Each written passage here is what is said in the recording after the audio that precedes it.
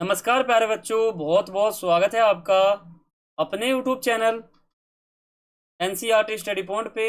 और मेरा नाम है अर्जुन। ठीक है, तो आगे चलते हैं। तो जैसे कि आपको पता होगा कि हमने इससे पहले वाले वीडियो में अपना जो तीसरा अध्याय था, जिसका नाम था भू संसाधन तथा कृषि, वो हमने कंप्लीट कर लिया था। और ये हमारा न्यू कोर्स चल रहा है, जिसके अकॉर्डिंग हम अपने अपने सेकंड बुक पे आ चुके हैं।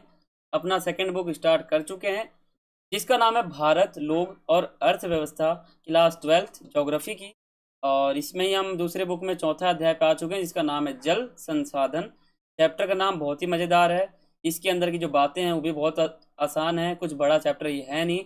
भू संसाधन तथा कृषि वाला जो आपका चैप्टर था, लॉन्ग था। इस बुक का सबसे हैवी चैप्टर था वो, जो मैंने आपको 3 वीडियो में कराया है। बहुत ही बड़ा चैप्टर था वो। ठीक है, जल संसाधन मामूली सा चैप्टर है, बहुत ही छोटा सा चैप्टर है। ठीक है, ये हमारा इस चैप्टर का पार्ट 1 है। इसको मैं आपको 2 वीडियो में कराऊंगा, ताकि वीडियो ज़्यादा लंबा ना बने। और आपने सब्सक्राइब नहीं किया तो आप सब्सक्राइब कर ले, मैं आपको हर वीडियो में बताता हूँ। इससे आपका बहुत ही फायदा है। ठीक है, और आपने हमारे ग्रुप को ज्वाइन नहीं किया तो इसको ज्वाइन कर लें। हमारा जो ग्रुप टेलीग्राम ऐप पर है, उसका नाम है A.K.NCERT स्टडी पॉइंट। ऐसा आप सर्च करोगे तो ऐसा आ जाएगा, फोटो देख रहे हो। ये टेलीग्राम पे आया हुआ ग्रुप ही है जो हमारा है, उसका फोटो मैं आपको बता रहा हूँ। ठीक है, और आपने अभी तक मुझे इंस्टाग्राम पे फॉलो नहीं किया है तो आप सबसे पहले वहाँ जाएं और फॉलो करें। हमारा जो यूजर नेम है वो यहाँ पर लिखा हुआ है। और बदले में आपकी कोई भी क्वेरी हो, कुछ भी आपको पूछना हो, तो आप मुझे नीचे जो है पर्सनली मैसेज करके पूछ सकते हो। और ये आपका विषय सूची है दूसरे बुक का। तो हमने पहला अध्याय कर लिया, दूसरा कर लिया मानव बस्ती, तीसरा अध्याय जो हमारा था भू संसाधन तथा कृषि, ये हमने कर लिया। आज हम चौथे अध्याय को शुरू कर रहे हैं, और इसी अध्याय का ये पार्ट 1 है। ठीक है, शुरू करते हैं अपना चैप्टर। और देखो, मैं जब भी आपको चैप्टर पढ़ाता हूँ, खास करके भूगोल का, तो भूगोल में मैं चैप्टर पढ़ाने से पहले आपको बता देता हूँ कि इस चैप्टर में टोटल टॉपिक हैं कितने, हम कितने टॉपिक को पढ़ने वाले हैं। तो मैं पहले ही आपको टॉपिक बता देता हूँ। तो इस चैप्टर में आपका सिर्फ और सिर्फ 7 टॉपिक बनता है। इसके अलावा कोई टॉपिक आपका नहीं बनता इस चैप्टर के अंदर। जितने इंपॉर्टेंट टॉपिक थे, जितने आपके पेपर में आते हैं, जितने आपके सिलेबस में हैं, उसके अकॉर्डिंग मैंने आपके सामने जो है 7 टॉपिक को निकाला है। बहुत ही अच्छा टॉपिक है। और आज हम सिर्फ 4 टॉपिक को देखेंगे, समझेंगे। जल का अर्थ क्या होता है, जल जो हम पानी पीते हैं उसका अर्थ क्या होता है, जल के प्रकार कितने होते हैं, जल संभर प्रबंधन क्या है। तो जल संभर प्रबंधन का मतलब होता है जल संभालने के लिए कौन कौन से प्रबंध किए गए हैं, उन्हीं को कहते हैं जल संभर प्रबंधन। सिंचाई के लिए जल की इतनी मांग क्यों है, ठीक है, ये समझेंगे। तो ये है जो आज हम ये सीखेंगे। तो सबसे पहले आपको ये पता होना चाहिए कि जो चैप्टर है ना, इसका अर्थ क्या है, इस चैप्टर का ये नामकरण क्यों किया गया है, इस चैप्टर के अंदर हम पढ़ने क्यों क्या कर वाले हैं। देखो, चैप्टर के अंदर जो भी चीजें होती है ना, उनको समेत रूप से बताने के लिए हम एक चैप्टर का नाम देते हैं। जैसे इस चैप्टर में हम पूरा जल के बारे में पढ़ेंगे, पानी के बारे में पढ़ेंगे, तो हमने इस चैप्टर का नाम रख दिया जल संसाधन। का मतलब क्या है, चैप्टर की सभी बातों को सम्मिलित रूप से कहने के लिए हम चैप्टर का टाइटल रखते हैं, जिसे हम चैप्टर कहते हैं, है ना। जो भी चैप्टर आप पढ़ते हो तो आप सबसे पहले उसके नाम को देखते हो कि किसी चैप्टर का नाम रखा हुआ है खनिज तथा ऊर्जा संसाधन। मतलब चैप्टर का नाम अगर जब भी हम रखते हैं ना, तो चैप्टर के समय टॉपिक को ध्यान में रख के रखते हैं। मान लो फिल्म है, फिल्म के अंदर बातें किसी और चीज की चलती है, उसका टाइटल कुछ और रख देते हैं, तो जचेगा नहीं जचेगा। इसी प्रकार जो चैप्टर चैप्टर क्या होता है, आप कभी सोचते हो चैप्टर होता क्या है। चैप्टर कुछ नहीं होता, वो हमको दैनिक जीवन के बारे में बताता है कि अभी जीवन चल कैसा रहा है। तो अगर मान लो जल के बारे में अगर चैप्टर हमको बताता है, तो उसका नाम रख देगा वो जल, या फिर संसाधन। जल एक संसाधन ही तो है, समझ गए। तो पहले हम इसकी बात कर लेते हैं। देखो, चैप्टर का नाम है जल संसाधन। संसाधन किसे कहते हैं आपको पता होगा, आपने छठी, सातवीं, आठवीं क्लास में समझ लिया था। हमारे जरूरतों में आने वाली वो सभी चीज, भले वो जल हो, ऑक्सीजन हो, पेड़ हो, पौधे हो, चावल हो, कुछ भी हो, जो हमारे काम आता है, उसी को हम संसाधन कहते हैं। अब जल जो है ना, हमारे लिए महत्वपूर्ण संसाधन है। तो इस चैप्टर का नाम क्या हुआ, जल संसाधन। जल एक संसाधन है जो हमारे लिए बहुत ही उपयोगी है। तो इस चैप्टर में हम पूरा पानी यानी जल के ऊपर बात करेंगे। समझ गए इसका अर्थ। तो आपको चैप्टर समझने में बहुत ही आसानी होगी। और आप एक काम करो, एक नोटबुक निकाल लो, और भूगोल का जो हमारा बुक है ना, जो मैं आपको पढ़ा रहा हूँ, इस बुक को निकाल लो, और मेरे साथ वीडियो को देखते देखते ना उस बुक के टॉपिक को मैच करते हुए और नोट्स बनाते हुए समझो। मेरी गारंटी, आपको ऐसा कोई टॉपिक नहीं है कि इस चैप्टर में समझना है, बहुत ही ईजी टॉपिक है। जो आपको समझ में आ जाएगा। जल का अर्थ क्या होता है ये समझते हैं कि जल आखिर कहते किसे हैं। ये जो है ना जल का अर्थ, ये आपके टॉपिक यानी आपके बुक में नहीं है, चैप्टर में आपको एडिशनल बता रहा हूँ, अपनी तरफ से बता रहा हूँ जल का अर्थ क्या होता है। देखो, जल यानी पानी जो मनुष्य पीता है तथा जीवित रहता है उसे जल कहते हैं।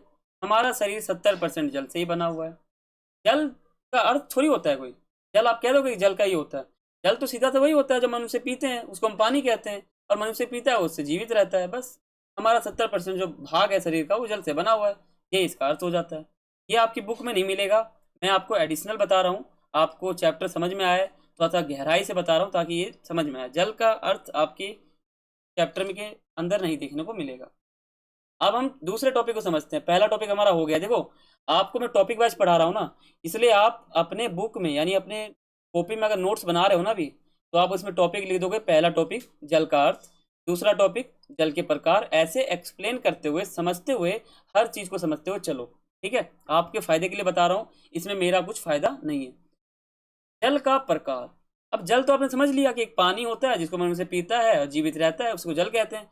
अब जल जो है ना, इसका 70% भाग जो है वो शरीर के अंदर जल का होता है। अब जल के प्रकार कितने होते हैं, कितने प्रकार के जल होते हैं, आपने कभी सोचा है? एक तो होता है जो हमको धरा पे मिल जाता है, हमारी धरती के ऊपर ही जल मिल जाता है, ऊपर आपको जल ऐसे दिख रहा होगा, है ना। ये होता है हमारा धरातलीय जल, जो हमें धरा के ऊपर मिल जाता है। धरा मतलब धरती, धरती के ऊपर जो जल मिल जाता है ना उसको हम कहते हैं धरातलीय जल। भौम जल जो हमको नीचे मिलता है। अब मान लो आपने पानी की टंकी लगाई, तो उसमें अपने मोटर लगाया जमीन के अंदर 400 फुट अंदर, तो वो क्या है, हमारा भौम जल है, जो 400 फीट नीचे से पानी जो है वो मोटर खींचता है और ऊपर लाता है और आपके टंकी को भर देता है। इसका मतलब क्या है, वो हमारा हो गया भौम जल। भौम जल जो धरा के ऊपर ना मिले उसको हम कहते हैं भौम जल। और धरातलीय जल यानी जो हमें जल धरा के ऊपर मिल जाता है, धरती के ऊपर मिल जाता है, उसको हम कहते हैं धरातलीय जल। उसमें गहराई नहीं जाना पड़ता हमको। अब धरातलीय को उदाहरण बताता हूँ कौन से ऐसे चीज हैं जो धरा पे मिल जाती। नदियाँ। अब नदियाँ कभी आपने देखा है? अब मान लो आपको नदी से पानी लेना है, तो क्या आप एक मोटर लगाओगे और 400 फुट गड्ढा करोगे उसमें? नहीं, आप एक बाल्टी लोगे, नदी में फेंकोगे, पानी ऊपर खींच लोगे। इसका मतलब क्या है कि ये जो है धरातलीय जल है, जो हमें धरा पर मिल जाता है, गड्ढे के अंदर नहीं जाना पड़ता। झील। झील जो है धरे पे मिलता है, धरती पे मिलता है, हमें कोई उसमें मोटर लगाना नहीं पड़ता, 400-500 फुट अंदर जाना नहीं पड़ता। तलैया, ये भी एक महत्वपूर्ण पॉइंट है, बहुत ज़्यादा महत्वपूर्ण पॉइंट है ये हमारा। तालाब। तालाब भी एक हो जाता है, जो देखती नहीं हो आप, ऐसे तालाब बना रहता है, में पानी रहता है, साइड से जो ये पूरा ज़मीन सा रहता है और बीच में एक तालाब रहता है, उसमें आप हाथ पैर धो सकते हो। ठीक है, ये कुछ ऐसे जल हैं जो धरा के ऊपर मिल जाते हैं। तो आप अगर नोट्स बना रहे हो ना, तो आप पहले लिख दो धरातलीय जल, भौम जल। धरातलीय इतने प्रकार के हो गए हमारे। अब भौम जल समझते हैं। भौम जल क्या होता है? कुआं। अब देखो, कुआं क्या होता है ना, उसको समझाने के लिए थोड़ा सा बताता हूँ, 1 मिनट। देखो, एक ऐसे कलर का एक कुआं सा होता है और ये पूरा सा लंबा होता है, ये देखते हो, पूरा लंबा। पानी क्या है ना, यहाँ पे है, इसकी दूरी आपको बता दूं तो 50 फुट है। 50 फीट नीचे पानी है, यानी धरातलीय पे तो नहीं है, ये तो भौम हो गया, अंदर जाना पड़ रहा है हमको। समझ गए? इसका अर्थ ये है कि जो पानी हमें धरा पे मिल जाता है उसको धरातलीय जल कहते हैं, जो पानी हमें गहराई में मिलता है, जमीन के अंदर मिलता है, उसको भौम जल कहते हैं। यानी भौम, भौम मतलब छुपा हुआ जल जो हमें दिखे ही ना, कुआं। ये हो गया हमारा। झरना। झरना बहुत ही बड़ा पॉइंट है, वो भी जो है ना, वो भी भौम जल का एक उदाहरण है। समझ गए ये प्रकार कौन कौन से थे हमारे? ये तो इंपॉर्टेंट है। अब हम बात करते हैं अपना तीसरा टॉपिक। दूसरा हमारा खत्म हो चुका है, तीसरे पे आ चुके हैं। अपने नोटबुक में हेडलाइन डाल दो आप, तीसरा जल संभर प्रबंधन का अर्थ क्या है, पहले हम इसको समझेंगे, फिर जल संभर प्रबंधन में कौन कौन से मतलब योजनाएं चलाए गए उसको समझेंगे, इंपॉर्टेंट है। देखो, जल संभर प्रबंधन, जल को संभालने के लिए क्या क्या प्रबंध किए गए हैं, इन्हीं को कहते हैं जल संभर प्रबंधन। ये पृथ्वी देख सकते हो, पृथ्वी के अंदर जल है।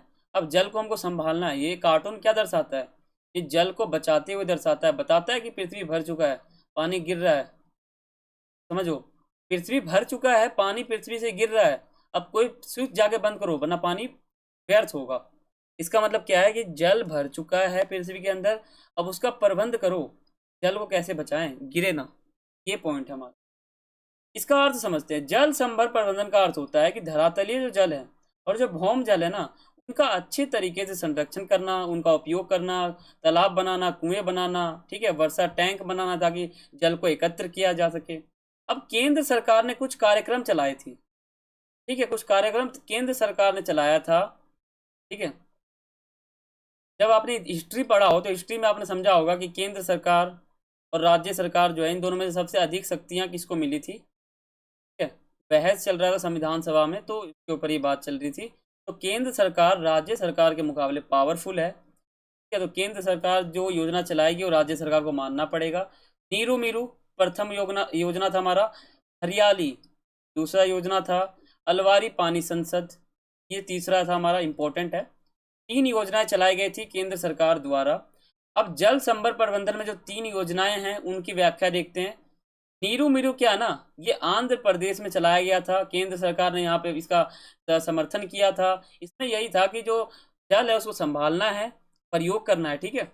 हरियाली यह केंद्र सरकार द्वारा चलाई गई एक जल संभर परियोजना है। इसका उद्देश्य सभी लोगों को पानी पहुंचाकर सिंचाई करने के लिए उपलब्ध करवाना है। हरियाली का मतलब क्या है? हरियाली का मतलब होता है सुंदरता, यानी सिंचाई करना है। हरियाली परियोजना में ये था कि उसमें जो लोग थे वो एक तरह ठान रखे थे, उसमें यही बातें थी कि जो पानी है ना उनको सिंचाई के लिए लोगों को उपलब्ध करवाना है कि भाई सिंचाई करो, ये लो पानी, सिंचाई करो और धरती को हरियाली बनाओ। इसलिए इस परियोजना का नाम रखा गया है हरियाली, समझ गए, ठीक है। तीसरा हमारा जो था परियोजना वो था अलवारी पानी संसद। नाम बड़ा अटपटा है, अलवारी पानी संसद। यह कार्यक्रम अलवार अलवर, ठीक है, अलवार नामक एक जगह है, अलवर में चलाया गया था, ठीक है। तालाब व बांधों का निर्माण करना था। अलवारी पानी संसद का मतलब ये है कि अलवर नामक एक जगह था जहाँ पर जो है केंद्र सरकार ने योजना चलाई थी जिसका नाम था अलवारी पानी संसद। इसमें यही था कि हमको भाई नया तालाब बनाना है, पानी को एकत्र करना है और तालाब के ऊपर एक बांध लगाना है, ठीक है। यही इस परियोजना का अर्थ था, समझ गए। तो हमारा जो ये तीसरा टॉपिक था वो समाप्त हो जाता है। अब हम आ चुके हैं अपने चौथे टॉपिक पे जो इम्पोर्टेंट है, आप अपने नोटबुक में नोट डाउन कर सकते हो। सिंचाई के लिए जल की इतनी मांग क्यों है? ये सबके दिल में एक क्वेश्चन है कि भाई सिंचाई करने के लिए इतना जल क्यों चाहिए? कम जल से भी हो सकता है या बिना जल के हो सकता है क्या, ऐसे पूछते हैं। देखो, भारत में सिंचाई के लिए अत्यधिक जल की मांग है। कृषि में जल का उपयोग जो है ना वो मुख्य रूप से सिंचाई के लिए ही होता है। जल का उपयोग जो है वो मुख्य रूप से सिंचाई के लिए होता है। ज़्यादातर आदमी कम पानी पीते हैं, है ना। देश के ज़्यादातर भाग जो है ना सूखाग्रस्त है, पानी वहाँ पे नहीं है तो कृषि कैसे होगा? पानी तो चाहिए। तो पहला पॉइंट बना सकते हो कि सिंचाई करने के लिए जल की मांग है क्योंकि जो भूमि है ना वो सूखाग्रस्त है, तो हमको वहाँ के लिए पानी चाहिए। देश के अधिकांश क्षेत्रों में गर्मी के दिनों में सूखापन आ जाता है, इसलिए सिंचाई के लिए चाहिए भाई जल। जिन क्षेत्रों में अच्छी वर्षा होती है ना, जैसे पश्चिमी बंगाल एवं बिहार, अगर वहाँ मानसून के मौसम में वर्षा न हो तो सूखाग्रस्त हो जाता है, मतलब उत्पन्न हो जाता है वहाँ पर। सिंचाई के कारण ही बहुफसली का बहुफसलीकरण हो जाता है, यानी बहुत सारे फसल उग जाते हैं। सिंचाई करेंगे तो ही तो उगेगा, यानी समझ गए कि सिंचाई करने के लिए हमारे पास जल की मांग इसलिए है क्योंकि ज़्यादातर जो भूमि है वो सूखाग्रस्त है, ठीक है। वहाँ पे हमको जल चाहिए तभी वहाँ पे जो है कृषि हो सकता है, ठीक है। और कई ऐसे इलाके हैं जहाँ मौसमी परिवर्तन हो जाता है, कभी सूखाग्रस्त हो जाता है, कभी पानी की अच्छी उपज हो जाती है, कभी कुछ ऐसा हो जाता है। तो ये जो कारण है ना, यही कारण की वजह से हमें जल की इतनी मांग है सिंचाई के लिए, समझ गए। इन कारण को आप नोट डाउन कर लो नोट्स के साथ। चौथा टॉपिक हमारा है ध्यान रखना। ये हमारा पार्ट 1 था, समाप्त हो गया। आशा करता हूँ आपको समझ में आ गया होगा। इसके बाद हमारा एक पार्ट और आएगा, पार्ट 2। उसमें हमारा चैप्टर जो है जल संसाधन, बहुत ही अच्छा चैप्टर है, बहुत ही छोटा चैप्टर है। ये हमारा जो है समाप्त हो जाएगा, ठीक है।